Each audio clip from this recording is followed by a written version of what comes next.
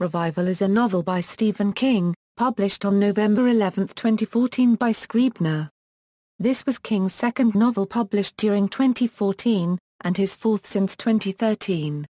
Background information: the novel was first mentioned by King on June 20, 2013, while doing a video chat with fans as part of promoting the upcoming Under the Dome TV series. During the chat, King stated that he was halfway through writing his next novel, Revival. The novel was officially announced on February 12, 2014. An excerpt was included at the end of the paperback edition of King's Dr. Sleep, published on June 10, 2014. In an interview with Rolling Stone, King stated that Revival was inspired by Arthur Machen's The Great God Pan, and Mary Shelley's Frankenstein, and, like several of King's preceding novels, the idea for this novel has been around with him ever since he was a kid. Plot: when Charles Jacobs, a new minister, comes to town, little Jamie Morton is excited. Almost everyone in the tiny Maine hamlet comes to love Jacobs, his beautiful wife, or both of them. Things change all too suddenly when Mrs. Jacobs and her baby die in a gruesome auto accident. Half crazed, the Reverend denounces God and religion during a sermon, is banished from the town, and thereafter pursues successive careers as a sideshow huckster, and then a faith healer, fueled by his lifelong experiments with electricity. Jamie, meanwhile, grows up to be a musician, and develops a drug problem, which ends after he is saved by Jacobs, who uses an unorthodox electrical treatment to heal Jamie and cure him of his addiction. Afterwards, Jamie experiences strange side effects, including jabbing himself with sharp objects while in a fugue state, as if trying to inject heroin. This leads him to start looking into those that Jacobs has healed. As it turns out, many of them have experienced similar side effects, and some have killed themselves and others as a result. Later, Jacobs contacts him. Jamie's childhood sweetheart, Astrid, has developed terminal cancer.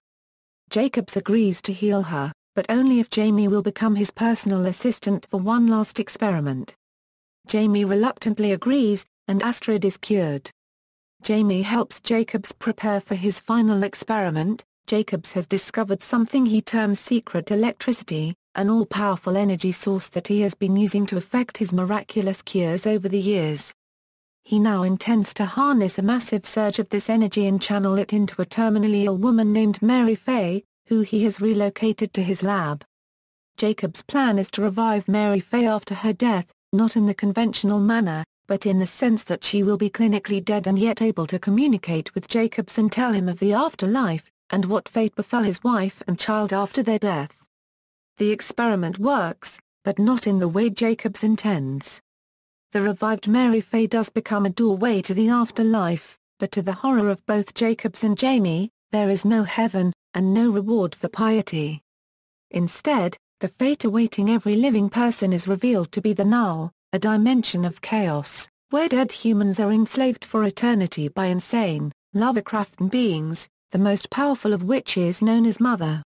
When Jacobs collapses with shock and Mother attempts to cross dimensions and attack Jamie, he is able to kill Mary Fay, break the connection and escape the lab. Later, many of the people cured by Jacobs go insane and kill themselves and others, including Astrid, who kills her partner and herself.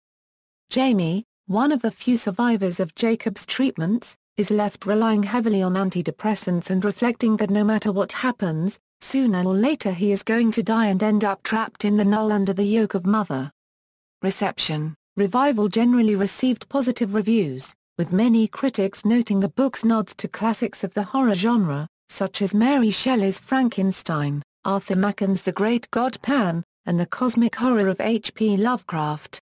As of July 2015, Revival has a score of 3.76/5 on Goodreads, based on 35,517 ratings, and a score of 3.5/5 on Barnes & Noble, based on 209 reviews. Danielle Trussoni of The New York Times described Revival as pure Stephen King. Reading Revival is experiencing a master storyteller having the time of his life. Trussoni noted that the book is filled with cultural allusions both high and low, in addition to the Bible and Frankenstein. there are references to Thomas Edison's work at Menlo Park, Dan Brown, The X-Files, The Forbidden Books. As the Kingian references pile up, and become layered into the events of the fictional world, you fall deeper and deeper under the story a unregistered trademark spell, almost believing that Jamie a unregistered trademark nightmarish experiences actually happened.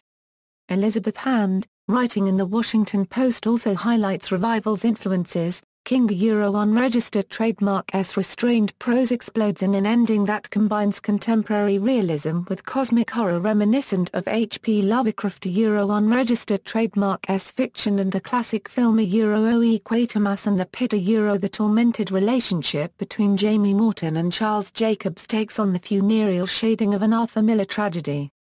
King's storytelling is praised as offering the atavistic pleasure of drawing closer to a campfire in the dark to hear a tale recounted by someone who knows exactly how to make every Lustina a unregistered trademark flesh crawl when he whispers, "Don't a unregistered trademark T look behind you."